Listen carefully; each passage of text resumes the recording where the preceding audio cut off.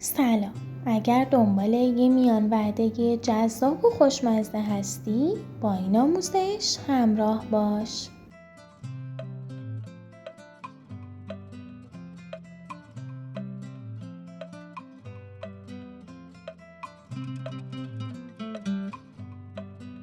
برای 15 عدد توپک خرمایی از 250 گرم خرما استفاده کردم. اول هسته های خرما رو جدا کنید.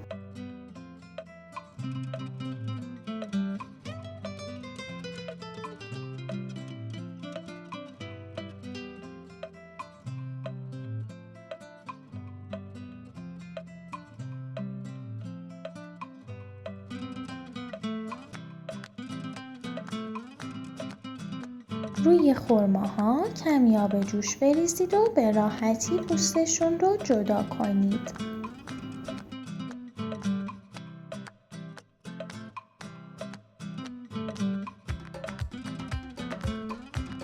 نصف بسته بیسکویت پتیبور رو به روش دلخواه خورد کنید.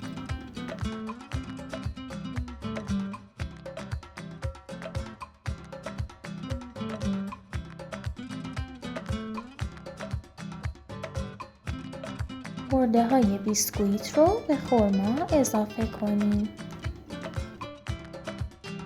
بعد اجازه بدید تا 1/3 کره 50 گرمی به همراه 50 گرم شکلات آب بشه و به مواد اضافهش کنید. مواد رو هم بزنید تا جمع بشه و خمیر منسجمی به دست بیاد.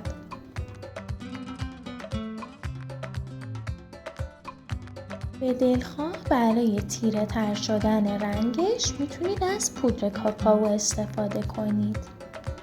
از مواد به اندازه یک گردو بردارید و توی روکش دلخواه بغلتونید. من از گردو، پودر نارگیل، پودر پسته و پودر گل محمدی استفاده کردم.